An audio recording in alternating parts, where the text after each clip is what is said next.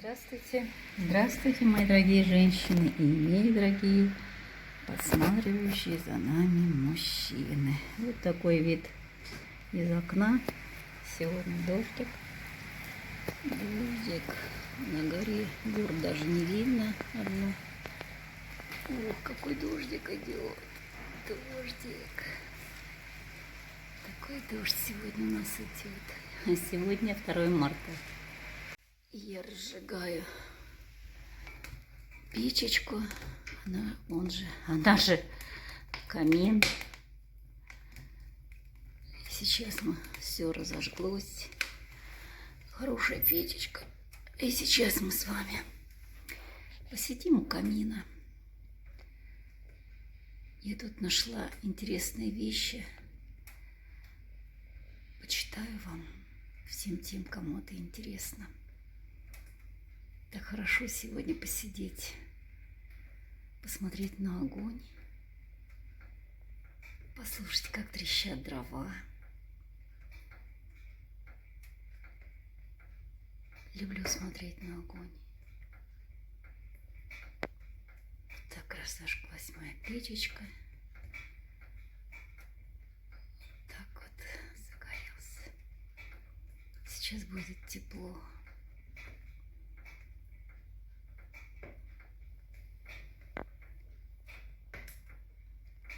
И сейчас мы с вами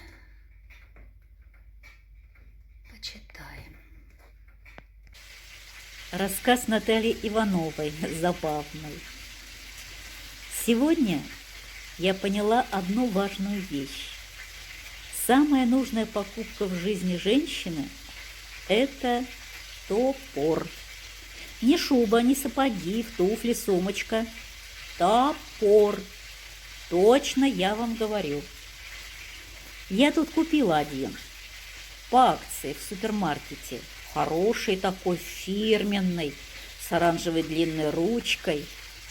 Мне его предложила девушка-промоутер. «Хороший топор», — сказала она. «Купите, пригодится». Я и купила. И не пожалела. Почти сразу и начал пригождаться. Положила я его сверху в тележку с продуктами и покатила к машине.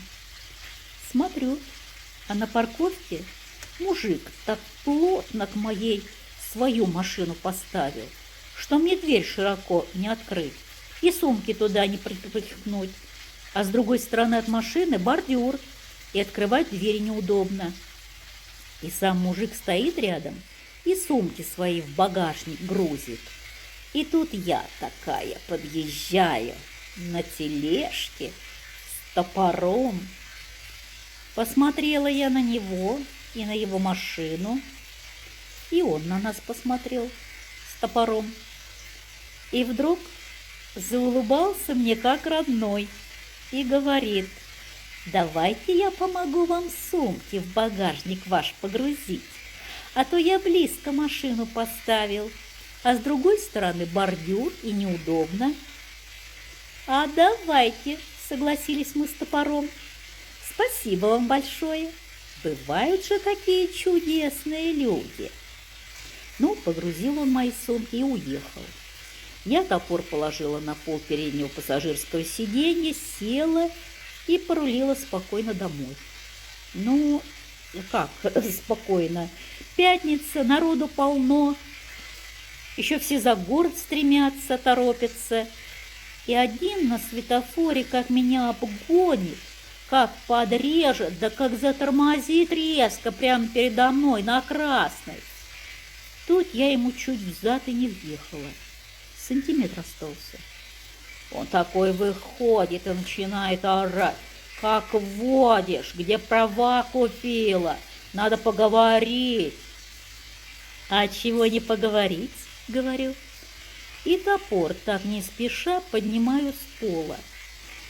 Он от резкого торможения съехал и ручкой мне в педали почти уперся, мешает. Я выхожу и его вынимаю, и в руках держу.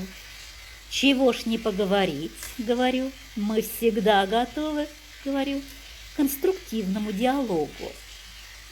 Тут который с едва целым задом, вдруг сразу как-то подобрел, настроение у него, видимо, улучшилось, и он радостно так говорит: «Да я и сам виноват, торопился, резко перестроился, резко тормознул, пятница, нервы, извините», — говорит. Быстренько сел в машину свою и газанул под зеленый. Ну и мы с топором сели и не спеша домой поехали. Подъехала к дому. Смотрю, мое местечко стояночное у подъезда заняли.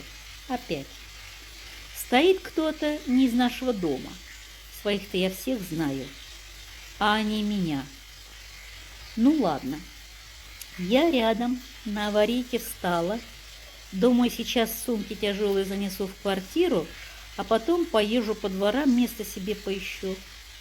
Ну, сумки занесла, топор остался. Да и думаю, я его тоже домой заберу. В машине чего ему лежать? Ручка яркая, приметная. Вдруг кто позарится. И мы с ним родные уже почти. Взяла его и машину закрываю. И тут смотрю, водитель, что мое место занял, выходит. «Ой, — говорит, — а я место ваше занял. Да я уже уезжаю, вставайте, пожалуйста». И улыбается так по-доброму. «Хороших выходных, — говорит». И поехал. Я на свое место встала, и мы с топором домой пошли.